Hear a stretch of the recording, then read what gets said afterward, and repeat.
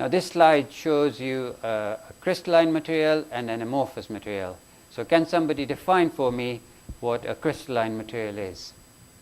How do you define a crystal?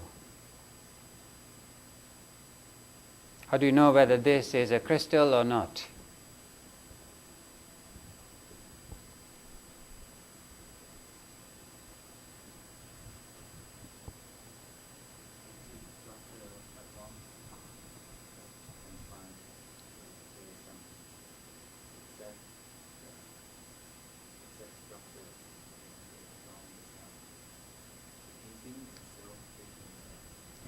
That's the key word. So the atoms are arranged in a repeating manner so that you know that if you find a particular atom at this point, you'll also find it at this point, and this point. So we have long-range order inside the crystal. And this is one example where we have green atoms and red atoms. If I know that there's a green atom here, there must necessarily be another green atom here, and you carry on for a very long distance. Okay? So they are defined by the long-range periodicity of the atoms in the structure. Amorphous material, the atoms are arranged more or less at random. Okay? So there may be short-range order. That means, one of these red atoms is surrounded by 3 blue atoms, but you cannot predict where the next atom is going to lie or what kind of atom there will be. Can you give me an example of an amorphous material? Glass. What kind of glass? Sorry? I can't hear you. SiO2. Silica glass. Give me 2 more examples of glass. Quartz is silica. Actually, quartz can be crystalline or amorphous, the amorphous form. Yeah, but 2 other material kinds. Yes, polymers can be glassy. If they are below the glass transition temperature, and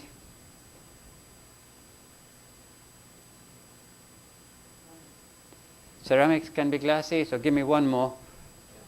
No, gas is not a glass. Yeah, it's not solid. Metals. Yeah, so you can get metallic glass as well, right? You simply need to cool fast enough so that there is no crystallization of the liquid. And some people say that metallic glass is liquid metal, but it's frozen, right? That isn't actually correct, because a liquid is able to relax at all temperatures. So as you cool it down, its density changes and the other properties change. Whereas a glass is actually frozen into that state. So its properties change in a different way as you cool the temperature. Structure does not relax. So the difference between a crystal and an amorphous material is defined by the extent of order in the arrangement of atoms, long-range order. Okay?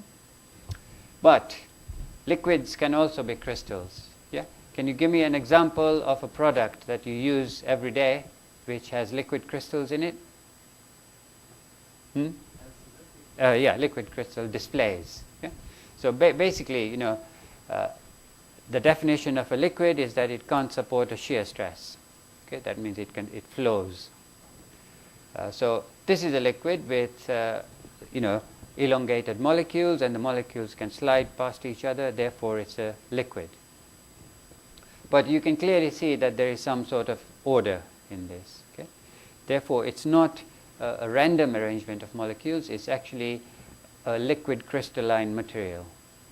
There are different kinds of liquid crystalline material that you can get, and it's the alignment of those molecules which helps you to make displays, because you pass light through it through an analyzer and a polarizer, and the analyzer and polarizer are crossed, so no light goes through that.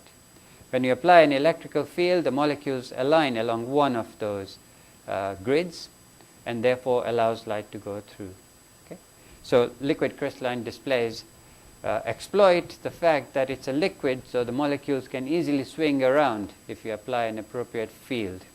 Okay? Whereas, of course, in solids, they can't do that. If you press the screen of your computer, you'll be able to see that the colors almost flow, and that's because there's liquid in there.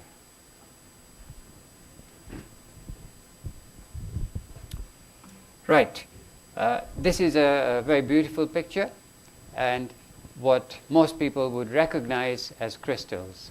Yeah, if you ask the person in the street to comment on what is this, they would immediately think it is a crystal, and some people even say that crystals have magical properties of some sort. Yeah? But we are not at the moment going to cover that. The main point is that crystals are recognized by the fact that they have a beautiful shape. They may also have color and so forth.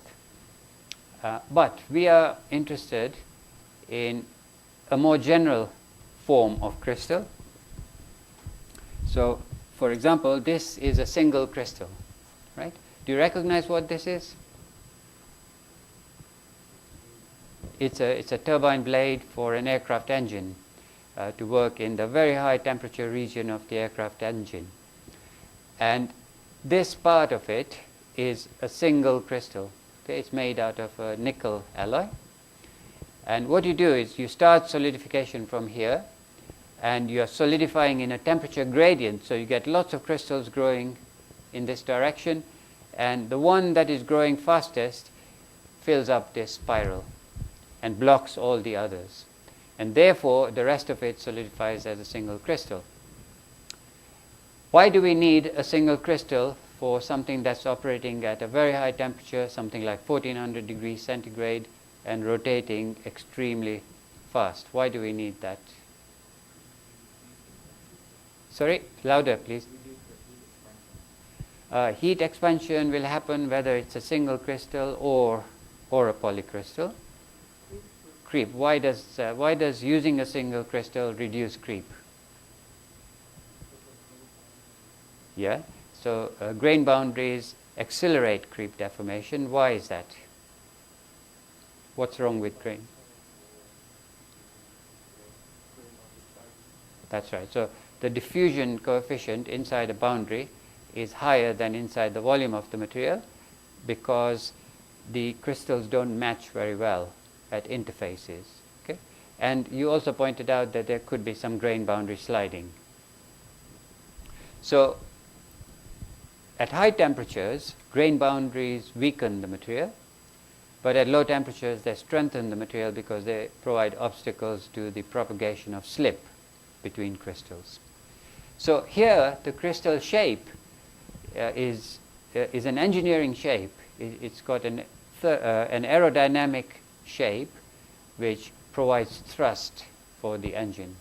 Nothing to do with its internal crystalline symmetry. Okay. But you will see that the fact that this is a single crystal makes it anisotropic. That means its properties are different in different directions. You can see that very easily even if you look at the schematic diagram here, that the properties in this direction must be different from the properties in this direction because the spacing is different, the neighborhoods are different, and so on. And in the turbine blade, you actually grow the blade along a specific direction so that the elastic modulus is such that you reduce vibrations. You want as few vibrations inside an aircraft engine as possible. So you can exploit not only the fact that you don't have grain boundaries, but also that you can grow along directions which will minimize vibrations during the operation of the engine. Okay. So typically this might be rotating at 25,000 revolutions per minute inside an aircraft engine. So that's if you have vibrations, that's not a good thing. So this illustrates how the properties vary as a function of direction in a single crystal. So this surface, a vector from the center to this surface, represents the modulus. And a single crystal of silver, you can see that the modulus is not constant. It varies as a function of directions. There will be certain soft directions which, if you stress along soft directions, then the amplitude of vibrations will be large. If you stretch along a stiff direction, then the amplitude will be small. Okay? And this is in the case of a body-centered cubic metal, molybdenum, where again you see that the modulus is not identical. It's only when we put crystals together in random orientations that we can obtain isotropic properties. But there is no metal or crystal in which you can get isotropic properties by a single crystal.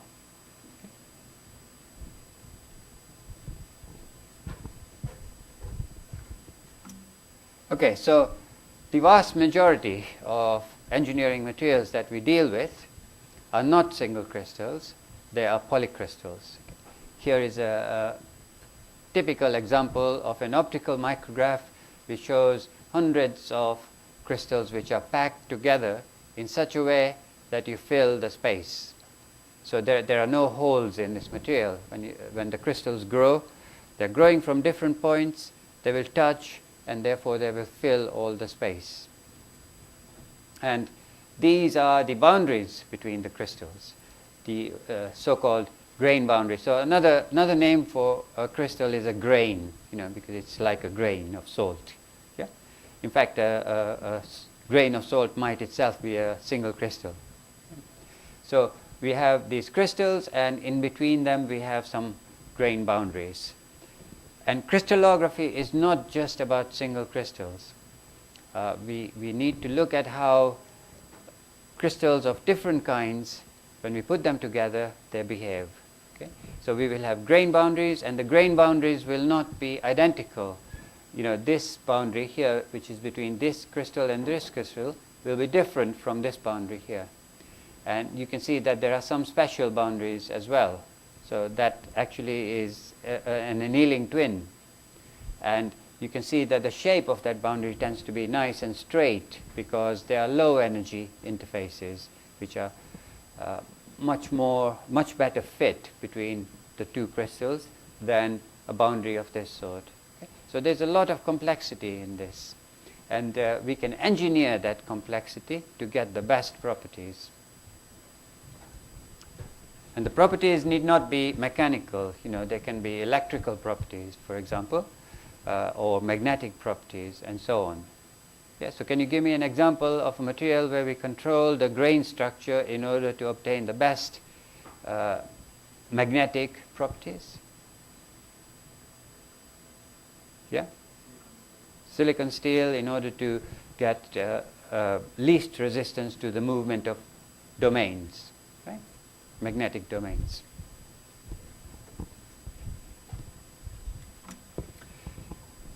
These pictures are now very common.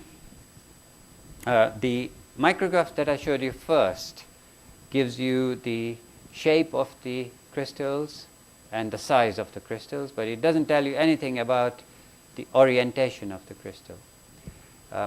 Here, the colors represent different crystal orientations. So now you not only have the shape of the crystal, the size of the crystal, but also its crystallographic orientation.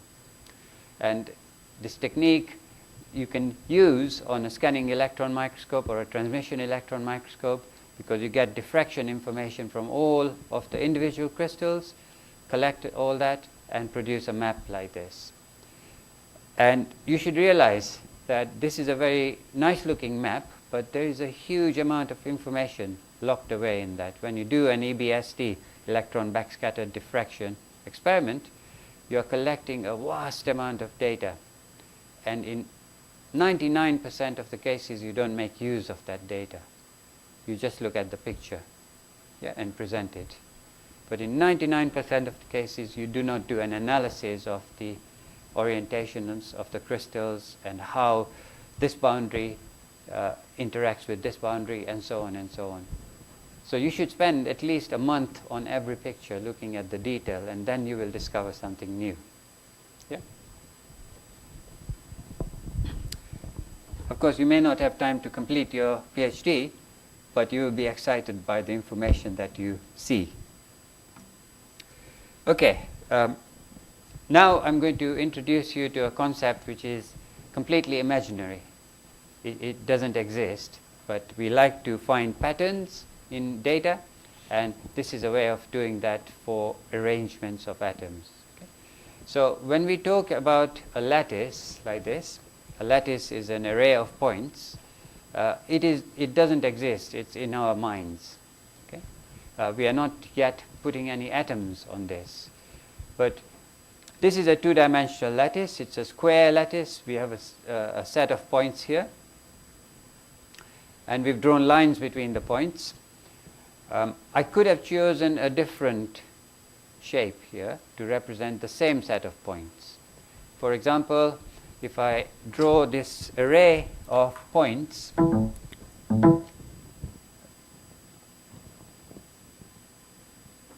I could choose an oblique cell to represent the same square array of points. Okay? And there are reasons for doing that. But the main point I want to make is that we simply choose a square cell because it's convenient to us, that the edges are of the same length, the angles are 90 degrees, and it does reflect the symmetry of the pattern. But there might be circumstances, which we'll come to much later, where we want to choose a different unit cell to represent the same points, array of points. And each one of these points can be the origin of this cell. They are exactly equivalent points. Okay? That's the meaning of a lattice point, that the environment of this point will be exactly the same as the environment of this point if I draw many more cells around here. So these are the lattice parameters. There's an angle here which is 90 degrees, and this is a two-dimensional unit cell, square lattice. What does the P stand for? So I've said this is a square P lattice. Primitive. What does that mean? You're right?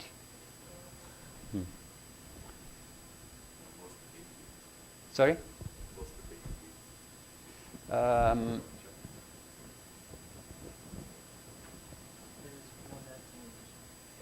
Yeah, so you're right. You said one atom in the cell, but we haven't got to atoms yet. So it's one lattice point per cell.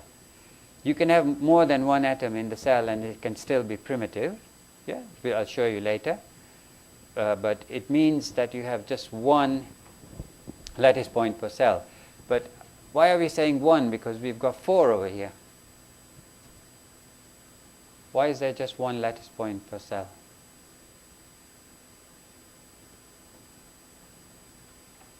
How can I say that's primitive?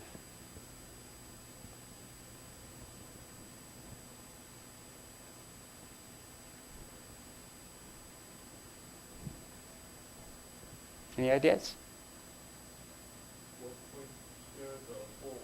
Exactly. Yeah. So if I draw some more unit cells, you will have this point being shared by 4 cells. So only a quarter of that belongs to this. Okay. So if I add quarter, quarter, quarter, quarter, I get 1 per cell.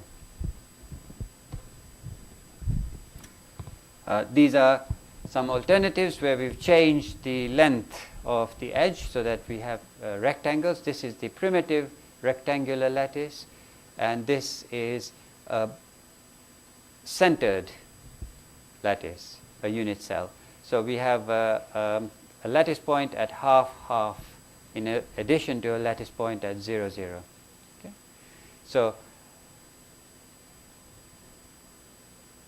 this how many lattice points would this have per cell? 2. Okay, quarter, quarter, quarter, quarter plus 1. So there's 2 there. And this is the hexagonal, the primitive hexagonal lattice. This is special in the sense that this angle here is 60 degrees and this one is 120 degrees. But I could actually generalize this and relax those angles from those values, in which case I could get something like this, and here the lattice parameter is also different. So this angle is now not necessarily 60 degrees. Okay? So that's an oblique P lattice.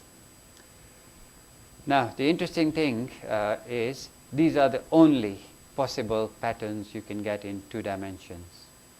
There are no more than 5. So if you were making wallpaper, yeah, you know what wallpaper is, right?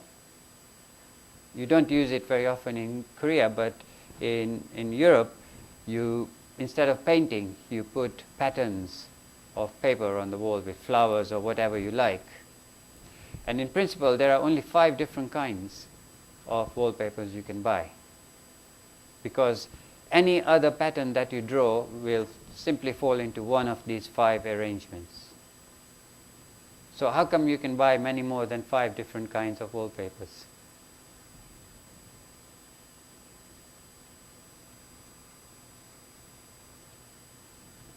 There is no other periodic pattern which will fit, which will create a pattern, a unit cell which is different from the 5 illustrated here. So why is it that we can buy hundreds of different kinds of wallpapers?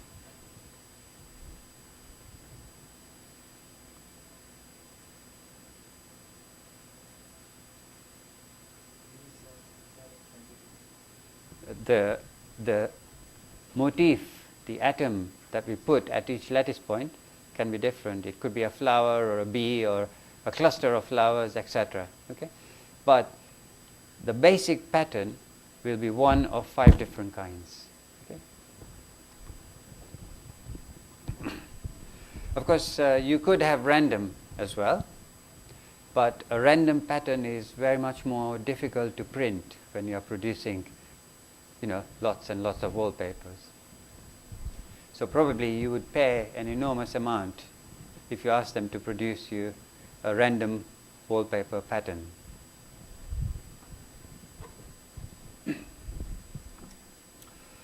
Now this is a carbon nanotube. Basically it's a sheet of graphene which has a hexagonal array of carbon atoms, and it's wrapped up into a tube, and there might be some objects, some closing of the ends as well. But you can get 2-dimensional crystals. Graphene, a single layer of graphene is like a 2-dimensional crystal. So this is our wallpaper, and it has a certain structure. There are these objects which are placed at each lattice point, and if you look carefully, you can see that that is the unit cell. Okay? So the environment here is exactly the same as the environment here and here and here. Okay. Can you see that? Now if I repeat this, then I can generate, let me go back. I can generate the entire wallpaper, right? Now, what kind of a cell is this? Is this a primitive cell or not?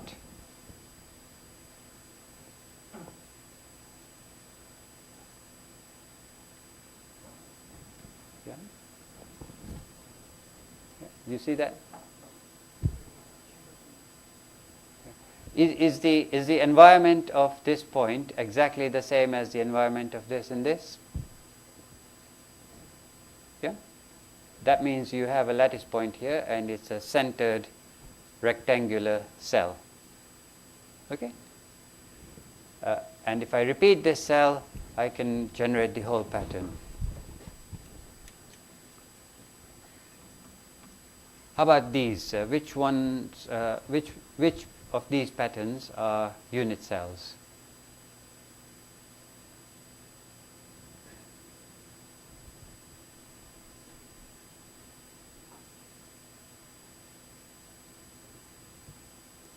Is this a unit cell?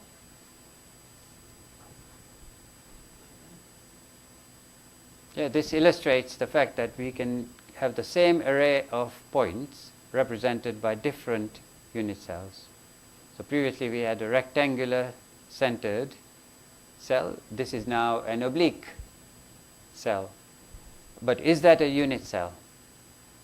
Can I put several of those and generate the whole pattern? Yeah. How about this one? No, because if I take another triangle here, then I'm left with a hole, right? So a unit cell must be able to fill the space. If you stack it and it doesn't fill the space, then it's not a unit cell. Similarly, this is not a unit cell.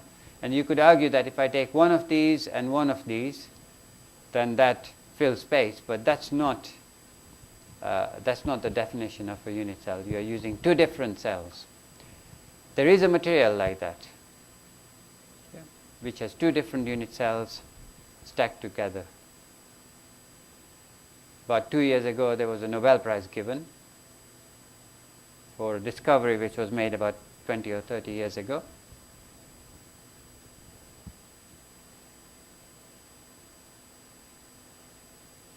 Quasicrystals, weird.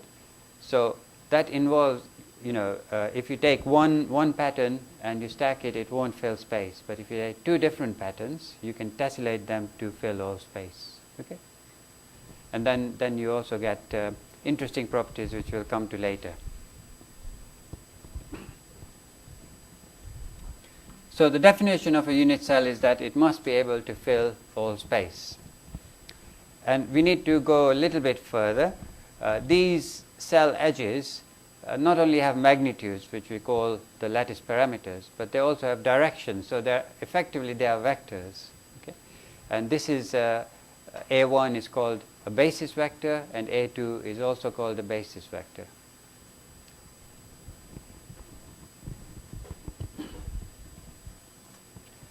And when we stack them together, we produce a repeating pattern.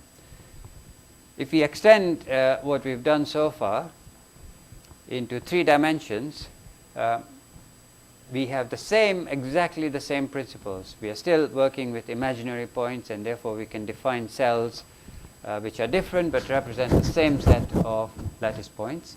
But we obviously have an additional axis, A1, A2, and A3. So 3 lattice parameters and 3 angles and 3 basis vectors. Okay? So the concepts are exactly the same as the 2-dimensional lattice, but we will have a greater possibility of the number of patterns. Instead of 5, we have 14 possible patterns in 3 dimensions. So just to summarize, each lattice point on your cell must have exactly the same environment around it. That's the fundamental definition of a lattice point. And that's why when you think about a dislocation which causes slip deformation, the Burgers vector must be a lattice vector. That means it starts at a lattice point and ends at a lattice point, because when you translate one half of the crystal relative to the other by a lattice vector, there's no change in structure, and slip doesn't cause a change in structure, right? Unit cell must fill space when you stack the cells, and you define the cell by the basis vectors A1, A2, and A3, which have magnitudes A1, A2, and A3, and the angles between the axes are labeled conventionally as alpha, beta, and gamma. And in 3 dimensions, there are 14 possible different unit cells. Okay, so we now come to how we index directions, planes, etc. Okay.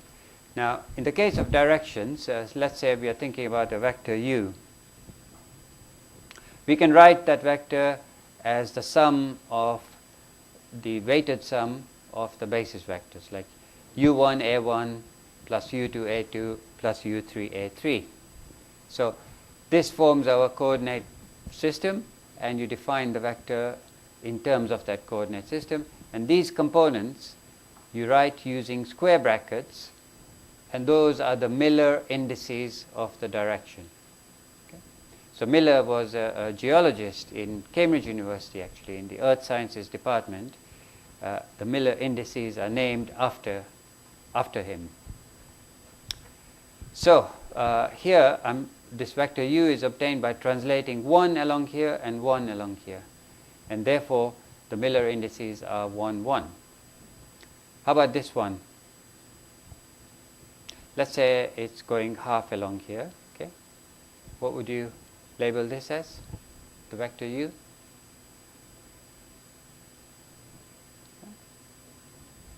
Yes, that's very good. So you already know crystallography, because if you had asked me, I would have said it's 1/2. Yeah?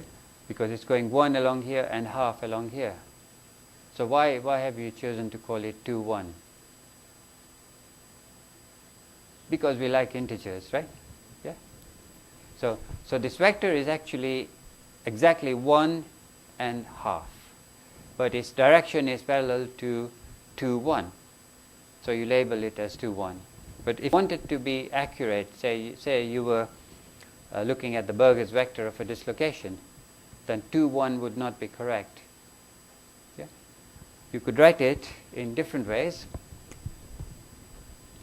So it will be 1.5, okay, or that is parallel to 2, 1, but this is equivalent to a upon 2 into 2, 1, okay, assuming that it's a square lattice.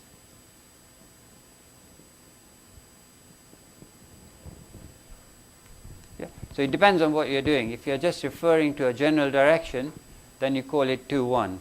But if you need to be careful about the magnitude of the vector, then you can write it like this and still maintain the integers inside the square brackets. Okay, so I'm specifically using square brackets for directions. Okay, everyone happy with that?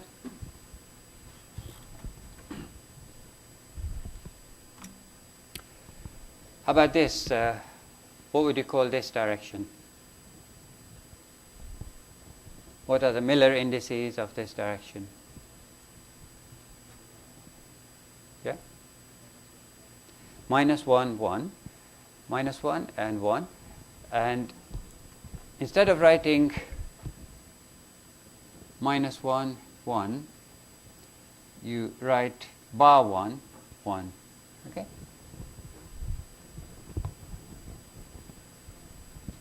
And the second one, what are the Miller indices?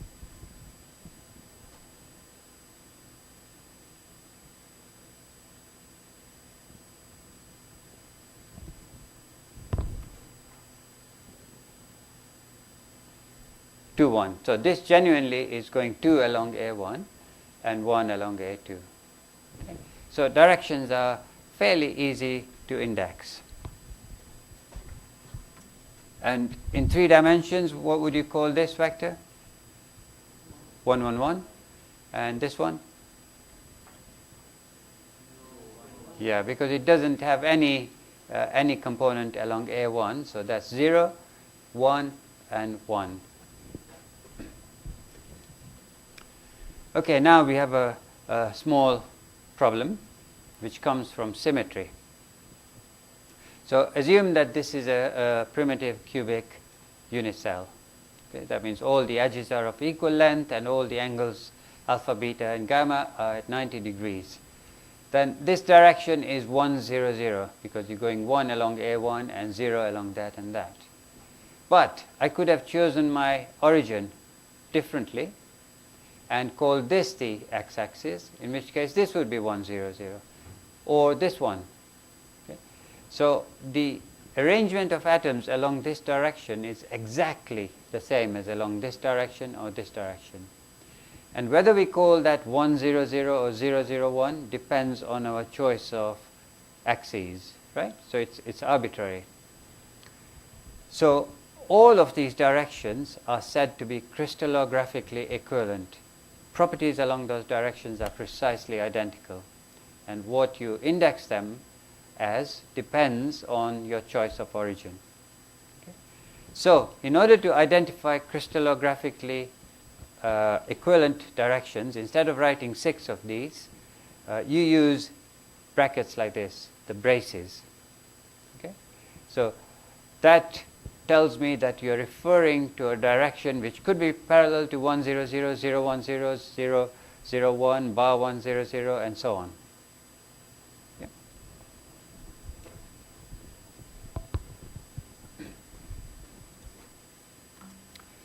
Okay, we now come to planes. In order to find the indices of a plane, we have here our plane, and it intersects here A1 at 1, intersects A2 at 1 and intersects A3 at a half, right? We then take the reciprocal of those intercepts, and that gives us the Miller indices of that plane, and we use round brackets for those Miller indices. Now, why do we do this? We will learn that more clearly when we come to the reciprocal lattice, okay, which is a few lectures away. But basically, the directions are vectors in real space. Yeah, so you just add up the components along the basis vectors and you get the indices of a direction. Plane normals, which is how you define a plane, are vectors in reciprocal space. And that is why their indices are defined by taking intercepts and then the reciprocals of those intercepts. So we'll come to that later on in the course. And we use round brackets for specific planes. Okay. Everyone happy with that?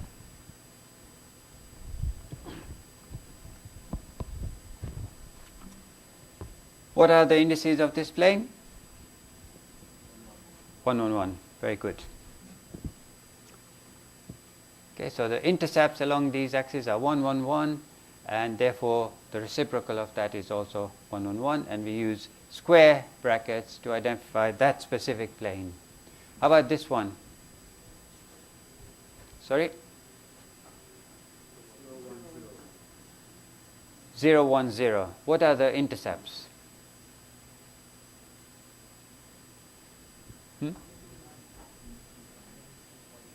Yeah, infinity, 1, infinity, and if you take the reciprocal of that, it's 0, 1, 0.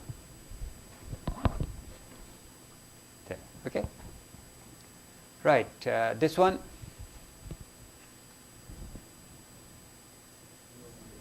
0, 1, 1, that's right. Okay? Right, and then we have the same problem that if our material is cubic, we have 4 of these closed back planes and their negatives. So there's a multiplicity of 8. And we really want to refer to just a closed back plane and say the indices, we are referring to the set of closed back planes which are crystallographically equivalent by using these curly brackets. Right? So square brackets refer to a specific plane, and curly brackets like this refer to crystallographically equivalent set of planes.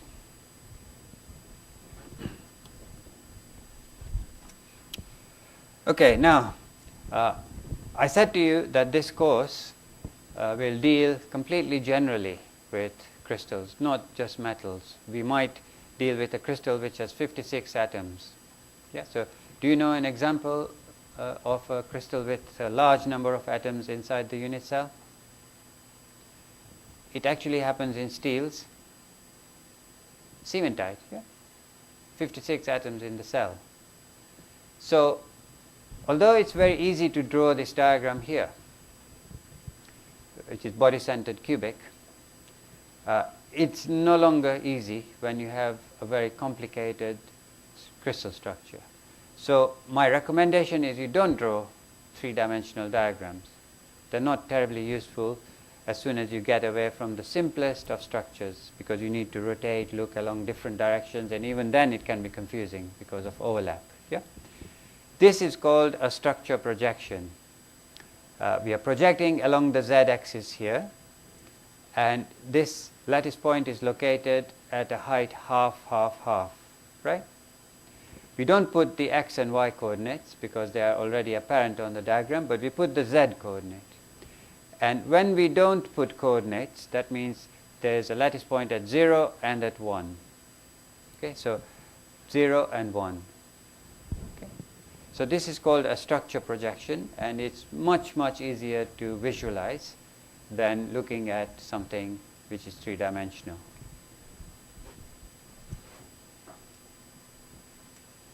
So this is now a little bit more complicated. This is the face-centered cubic unit cell, where we have a lattice point at each corner and a lattice point at the center of each face. On the structure projection, it becomes very simple to look at. These are all at heights 0 and 1. So this is the face centering lattice point on the face parallel to the bottom. Okay, you can see 0 and 1. These are located at coordinates half and half upwards. For example, this point here. And these are the face centers of the vertical faces, basically. So this is the structure projection of the face-centered cubic cell. We also have a primitive cubic cell. Okay? And there are very, in fact, I know of only one metallic material which has the primitive cubic cell. It's polonium. Okay? Or it's not really a very stable structure otherwise. So most metals are either body-centered cubic, face-centered cubic, hexagonal, okay? And then you might get some with much lower symmetry.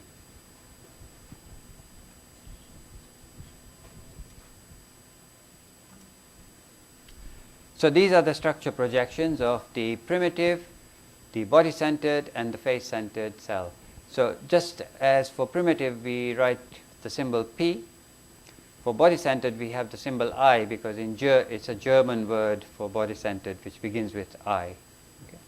And F is for face-centered cubic cell. So there are three varieties of unit cells for the cubic class of crystals. We also need to think about symmetry. We've already talked about that by identifying crystallographically equivalent planes and crystallographic equivalent directions. So in the cubic system, we had 6 cell edges, which all have exactly the same properties.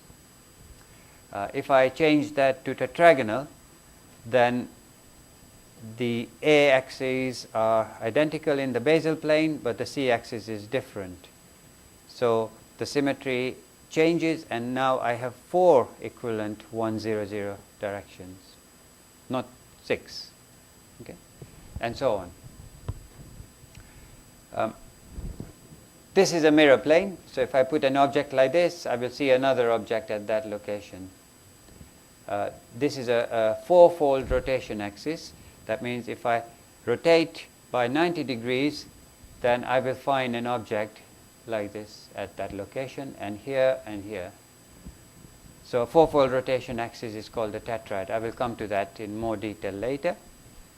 And of course, the very definition of a crystal requires translational symmetry, because the environment at every lattice point is exactly identical. Okay, so you can put your origin at any lattice point. So these are the basic elements of symmetry: rotation axes, mirror planes, and translational symmetry.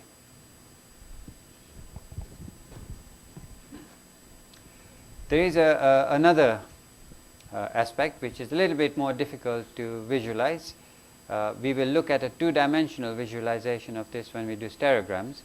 But basically what it means is that if I take this point and I invert it through the center, I find another equivalent point on the other side. Okay? So there is an inversion symmetry in this. Now, why is this important? If you don't have inversion symmetry, then the crystal acquires properties which are unusual. So if I stress the crystal, then I might displace charges in an unequal way, and therefore I will get the crystal charging up, and you might get a spark. Yeah? So that's ferroelectricity. So your lighters.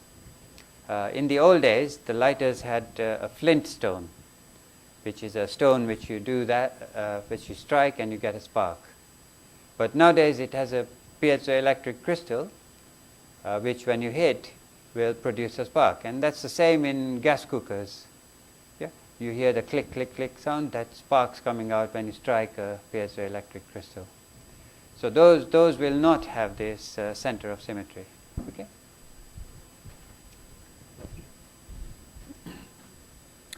Okay. When crystallography first started, it was by looking at the beautiful shapes of crystals which you find in nature. Those crystals have had thousands and thousands of years to grow, and therefore they are close to the equilibrium shape of crystals. So just by looking at the symmetry of that shape, you could tell whether it's cubic or whether it's tetragonal or monoclinic or triclinic or whatever. That's how crystallography happened until diffraction and the Bragg law were discovered or invented around the early part of the 20th century. Before then, crystallography was by measuring the angles between faces of crystals. Very careful work. Yeah? Now, when you do that, when you measure macroscopic properties, you cannot, of course, make comments about the details of very small translations inside the crystal. Okay? So, for example, this is called a glide plane. This is a mirror plane. If I take this object and I reflect it, then I get this object here. Okay? So if I have these two objects in my crystal, I know there's a mirror plane here. Yeah? There is another kind of a plane which is called a glide plane. So if I take this and I reflect it along here and then translate it by a fraction of a lattice parameter, say half a lattice parameter, then I recover this object here. There's nothing left here. So this is a reflection plus a translation by a fraction of the lattice parameter. That's called a glide plane. Now, when you look at the macroscopic shape, this appears like a mirror plane, simply because you can't pick up that half a cell edge translation. Okay? But when you look at the details of the structure, you find the glide plane. Okay? But you need resolution on the atomic level. This is like a rotation axis, but in addition to rotation, there's a translation. So exactly like a screw. Yeah, when you turn the screw, it also moves, doesn't it? So here, this is a diode. That means 180-degree rotation. If I rotate it along here by 180 degrees, I have a shape like this, and translate it by a fraction of the repeat distance, and I recover this. Okay? So this is a screw axis. And when you look at the macroscopic shape of the crystal, that will appear just like a rotation axis. You don't pick up that very, very small translation. Oh, yeah?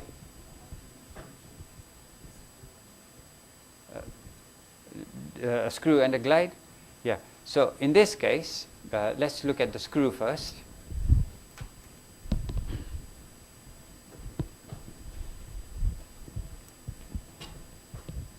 So this is the screw axis, and this is the repeat distance. Okay? That means this is, I could start here or I could start here. Okay? Now, when I rotate by 180 degrees, it produces this. Yeah? And if I translate by half of the repeat distance, then it produces this. So this is an axis of rotation, right? It's a line. Okay.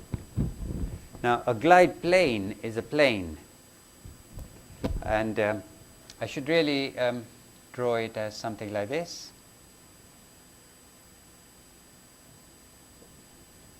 It's a bit tricky to draw, okay? But I'll draw black on this side of the plane and red on that side of the plane. Right? So if I have this object here, then after reflecting, it becomes that object, okay, which is on the other side of the plane. And then I translate by a fraction.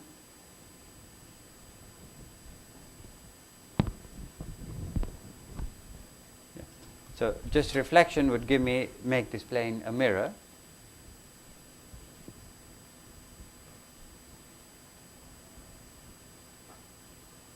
So a plane, a plane might have other objects here, which have to behave in the same way.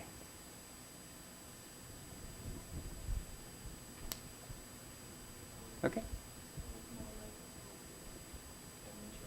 Yeah, exactly. So a plane is two-dimensional, whereas an axis is one. The axis itself is, one-dimensional. Okay?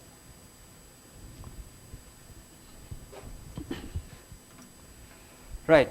So we have, we can define all crystals into 7 different classes, right? And within each class, I have, for example, in the cubic, I have primitive, body-centered cubic, and face-centered cubic. So if I add up all the different varieties in these 7 crystal classes, I get the 14 different unit cells possible in 3 dimensions. Okay? And the cell is defined by the basis vectors. In the case of cubic, they are all identical in magnitude, and the angles are all 90 degrees. This is quite important, right? So if something, a triad is a rotation of 180 degrees, a rotation axis with 120 degrees. If you cannot find 4 such axes, it cannot be cubic, right? So do you know which direction the triad lies along in a cube? So along the body diagonal, right? And there are 4 body diagonals, which are the 4 triads. If you do not have 4 triads, it cannot be cubic. So we call this the defining symmetry of the cubic class of crystals. If I can only find 1 triad, that cannot be cubic. Okay? That is in fact a trigonal crystal system. In order to have a hexagonal system, hexagonal unit cell, I must have 1 hexad, with a rotation of 60 degrees, reproducing everything. Yeah? So when you look at the shape of a large crystal, and you can see along the body diagonals of that crystal and see that there are 4 triads, you know that it's cubic. You don't have to do any diffraction experiment.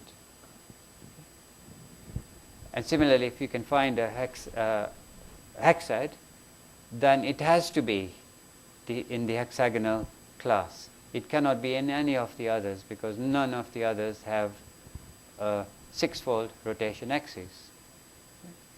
So just by looking, all these crystal classes were derived not by diffraction, but by looking at the shapes of macroscopic crystals. Just came back last week from Russia, where I was visiting a minerals university, and I took hundreds of photographs of minerals which are on my website. And you can see the shapes of these very large crystals which have grown in nature over very long periods of time. Just by looking at those, the crystallographers derived the 14 Bravais lattices and the crystal classes and so on, with no reference to diffraction theory. Okay?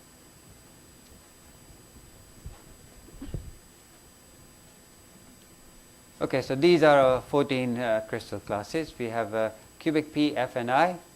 Then we have lower symmetries, and you've got the orthorhombic system where the 3 edges are all different in length, but the angles are all 90 degrees. And the lowest symmetry is the triclinic cell, okay, where none of the edges are equal and none of the angles are equal either.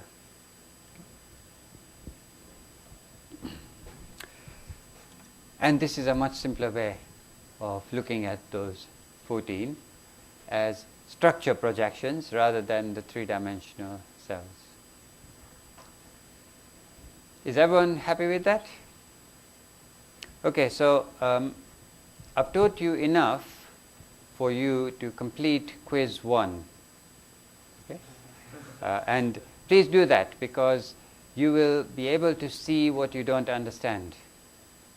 Because, sitting in a lecture, I'm telling you what is right and what is wrong, but you cannot test yourself until you actually try the quiz.